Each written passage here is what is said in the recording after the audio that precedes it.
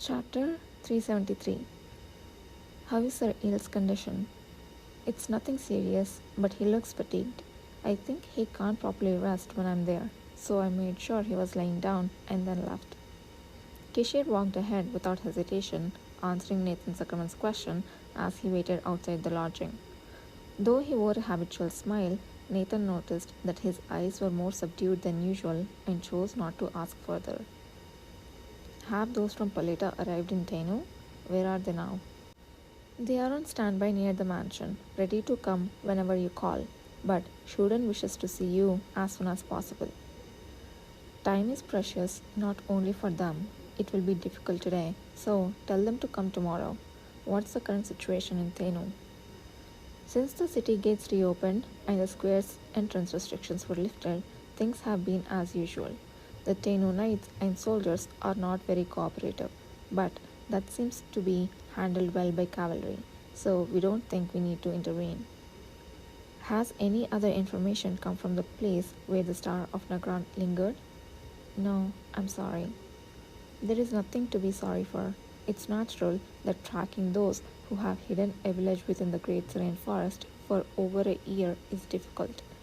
Anyway, there is already an expected answer to where they will appear, so it doesn't matter. However, the absence of Kana Wand was a bit regrettable. Muttering to himself, Kishir quickly let go of his attachment. He continued to ask various questions to Nathan Zuckerman and gave brief instructions, and soon they were approaching the outside of the mansion. Suddenly, Kishir stopped in his tracks. Why are you doing this? Despite Nathan's cautious inquiry, Kishir gave no answer, lost in thought, staring somewhere. If it had been before, Nathan would have been alert, but now he did not.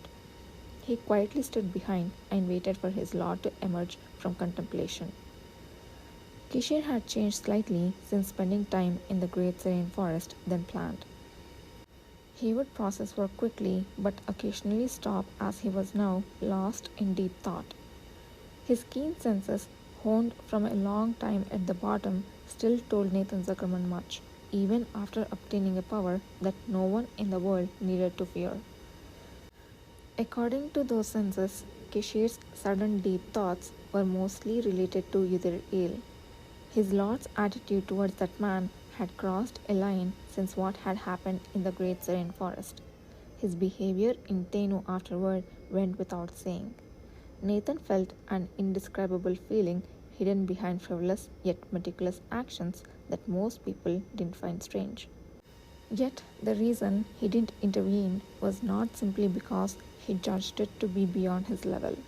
He knew all about how Yudir El had defeated the monster alone, the injuries he sustained, and the risks his lord took to treat them. The knights of Paleta, who found out how blindly and strangely their lord behaved towards the cavalry's new assistant, were surprised.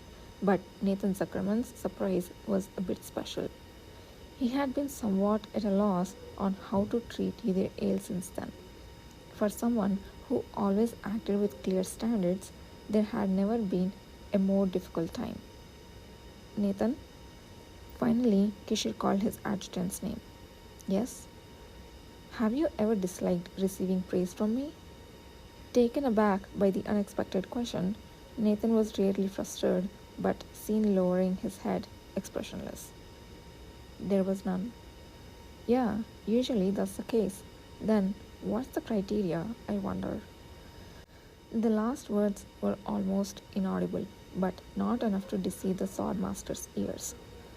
What did the word criteria imply? As Nathan Zuckerman alone did not understand the will of his lord and remained silent, Kishir softly exhaled and began to walk again. That wasn't what I intended to ask. Forget what I just said. Understood. Nathan Zuckerman silently followed Kishir again. Yet, inside the loyal knight, the existence of Yudir El fell into a deeper labyrinth. The next morning at breakfast, Pruel, Ever, and Nathan Zuckerman joined them. Although each had met before, this was the first time they were all together, so the atmosphere was a bit awkward. But Kishir, who had arranged this meeting, was simply composed. We need to start working in earnest. So it seems good to know exactly who is who among those who will be on our side. Thank you for responding so quickly to the dinner invitation I sent last night. It's nothing. Pruel, who had settled separately in a chair with a small cat beside him, cheerfully bowed his head with a smile. Sir Ale, how's your body? Did you get enough rest yesterday? Yes, thanks to you. Either, sitting to the right of Kishir, replied quietly. Ever, who was sitting next to him, finally opened her mouth with a slightly relaxed expression. I heard a little about the first prince from the commander when he came to assist with Yidhir's investigation, but I was really surprised. I never knew you were an awakener. Don't be surprised just yet. This little one here is the same. Pointing to the cat with an unbelievably casual tone for a noble son, Pruel smiled, and a question appeared in Ever's eyes. Pardon? Wasn't it just a pet cat? Despite several people entering, the cat that had kept its place quietly and without much tension mewed as if answering. That adorable cat is Pruel's younger brother, Nipelin von Tane. As you can see, an awakener with the ability to transform into a cat.